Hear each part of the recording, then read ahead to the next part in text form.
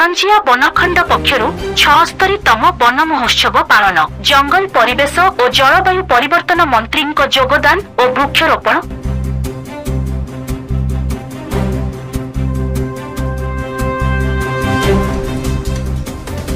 जंगल परिवेश और जलवायु परिवर्तन विभाग ओडिशा सरकार पक्षरु करंजिया बनखंड सौजन्य करंजिया वनांचल विभिन्न स्थान में 76तम वन महोत्सव जुलाई 1 तारिख रु 7 तारिख पर्यंत पालन करा जाउछि। एही अवसर रे आज शनि मंदिर निकटस्थ करंजिया संरक्षित जंगल रे एहा पालन अवसर रे एक पेड़ मां के नाम कार्यक्रम अनुष्ठित होइथिला। आजिर कार्यक्रम रे जंगल परिवेश और जलवायु परिवर्तन और श्रम बीमा मंत्री गणेश राम सिंह खुंटिया योगदान करी जलवायु परिवर्तन जोगु मौसुमी वर्षार अनियमितता, वर्षा दिन रे अत्यधिक गरम अनुभूत हेबा, शीत ऋतु ठंडा ह्रास हेबा, तापमात्रा वृद्धि जोगु सामुद्रिक बात्या परी परिवेश रे विभिन्न अप्राकृतिक समस्या सृष्टि होइथाय। तेणु वृक्षरोपण, संरक्षण और यज्ञ द्वारा एही समस्त समस्यार समाधान होई परिबो एवं आम परिवेश सुरक्षित रही परिबो एवं परिवेश सुरक्षित रहिले मनुष्य समाज सुरक्षित और जीव जगत सुरक्षित रहिबो बोली मंत्री उपस्थित सर्वसाधारण लोक और छात्री माननकु परामर्श देइथिले।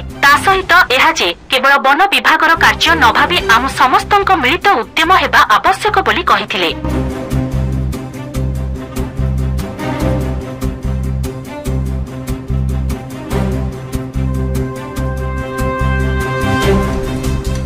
सुमंत पात्रंक रिपोर्ट एसटीवी न्यूज ओडिशा 24।